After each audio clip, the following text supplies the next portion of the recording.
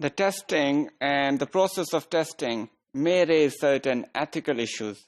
Therefore, the elements of fairness should be kept in mind so that the results of a test are beneficial for the test takers and are also above any doubt for the possible employers of those test takers.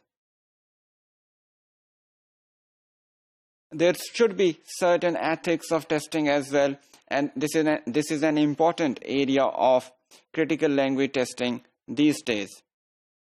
People assume, many commentators have argued about it, that tests are usually related to power relations where the test giver is always on a powerful position, and in this way he could disseminate his own ideology or politics or other social elements among the test takers, and which sometimes unknowingly might accept them as true, and they might go against their own norms or values. And in this regard, tests are considered to be one of the most powerful tools to change people's ideology or thinking sometimes.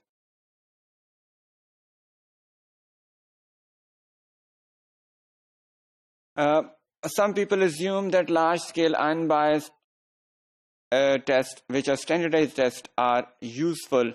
But at the same time, others believe that even the standardized tests are not completely unbiased.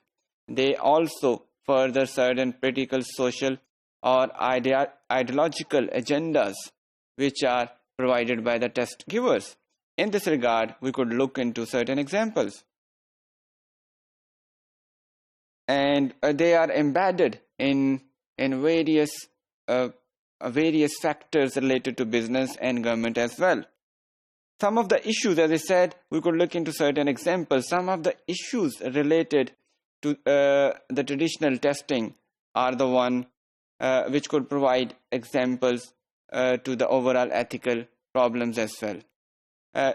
Recent times, we could see that the psychometric traditions of tests is losing its grip, as they are challenged by the interpretive or interpretivist individualized thinking, which is now considered as an indicator of success. So to know a student in detail is important to decide about its future. It should not only be a numerical number or grade, which should be enough to decide the future of an individual. Rather, his in-depth understanding or skill development should be assessed. So tests should be such which provide a student more opportunities to display their real self.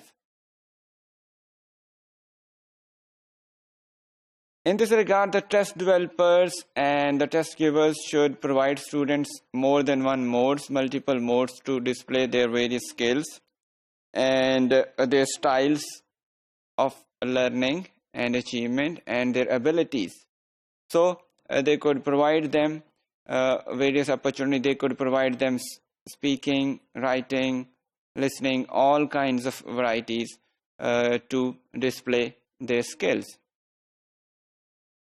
Tests are deeply embedded in culture and ideology, as I said, so these elements should be reduced, especially in relation to the tests which are conducted in English language teaching, which is now genuinely an international language. So the cultural heritage or cultural background of this language may be neutralized to adjust it in various international contexts.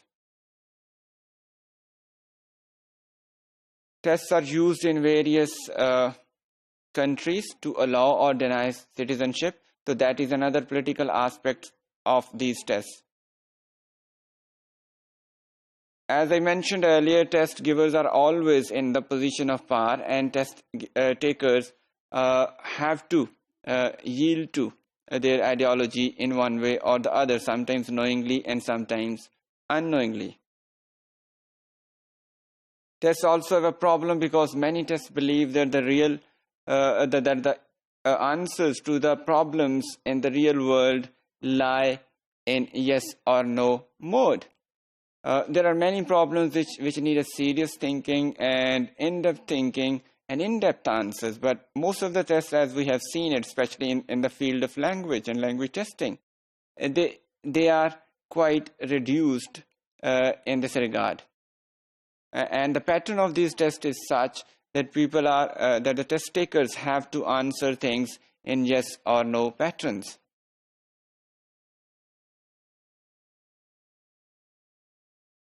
A language teacher can be influential in many ways, as we know that language test may be less susceptible to these sociopolitical aspects of testing.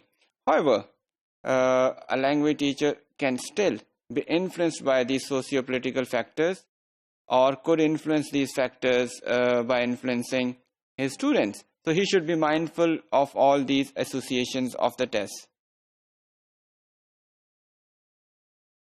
And he should choose a way of assessment which is less biased culturally. And he should encourage multiple measures of assessment. I've already hinted about it. He should provide his students to display their abilities in various spheres of language learning. This might cost more money, but this would be genuinely helpful for his or her students. Teachers might also help institutions develop a strategy, an examination or test strategy, which would look beyond the standardized testing and would involve in-depth analysis of students' achievements and language learning. In this regard, they could focus on ongoing formative assessment. Such an assessment might provide many learners more educational opportunities, which might be denied to them in other forms of assessment.